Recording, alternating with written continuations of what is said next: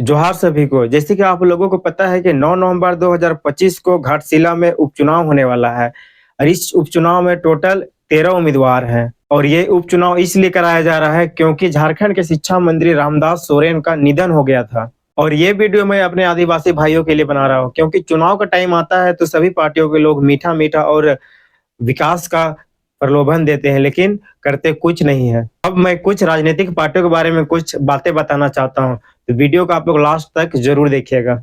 सबसे पहले मैं बात करूंगा जेलकेम पार्टी के बारे में, जो कि जेलकेम के प्रत्याशी रामदास मुर्मू है।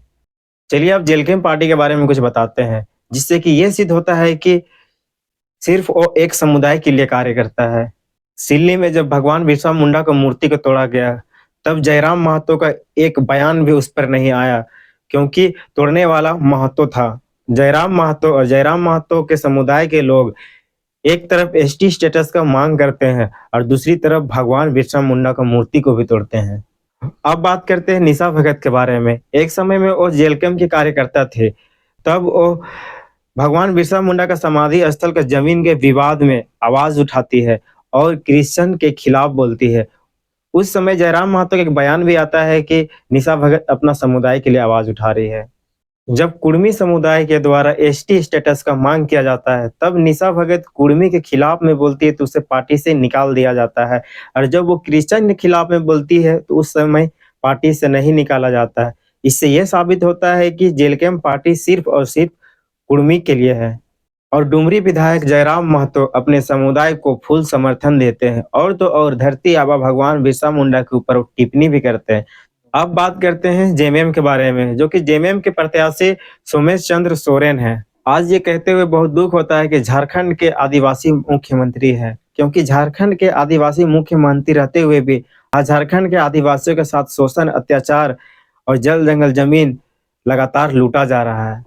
जैसे कि केंद्र सरना स्थल सिरमटोली के सामने से फ्लाईओवर का रैंप को उतारा जा रहा था, उस समय आदिवासी समुदाय के द्वारा लगातार आंदोलन किया गया, लेकिन सरकार आदिवासियों का एक बात तक नहीं सुनी और आदिवासियों पर लाठीचार्ज भी करवाया गया, वो भी आदिवासी मुख्यमंत्री रहते हुए।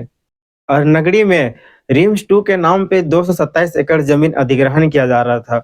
उस समय आदिवासी समुदाय के द्वारा रोपा रोपो आंदोलन किया गया। उस समय आदिवासी मुख्यमंत्री रहते हुए आदिवासियों के ऊपर आंसू का गोला फेंका गया।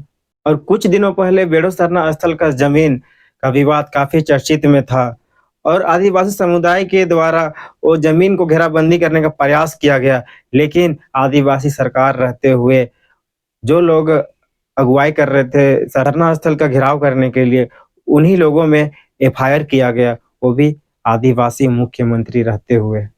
अब बात करते हैं आंसू के बारे में, जो कि वो भी कम नहीं है। आंसू के कार्यकर्ता के द्वारा भी आदिवासी महापुरुषों के ऊपर काफी गलत गलत टिप्पणियां की गई है। चलिए देखते हैं। मारा गया तो जो गोली से मरेगा वही ना शहीद है जी, मर तो वो भी शहीद हो। इन लोग का तो इतिहास ऐसा है जो दारू ओकरो जन्म तिथि या मरण तिथि में शहीद रहे, लेकिन हम लोग कभी विरोध नहीं करते। अब बात करते हैं बीजेपी के बारे में। आप लोग बीजेपी के बारे में जान ही रहे होंगे कि बीजेपी क्या राजनीति करता है। आप लोगों ने तो वीडियो को लास्ट तक जरूर देखा होगा। मेरे जितने भी आदिवासी भाई और बहन लोग हैं, जो 9 नवंबर 2025 को घाटशिला में उपचुनाव होने वाला है, आप वोट सोच समझ कर दीजिएगा, जिससे कि आदिवासी का भला हो।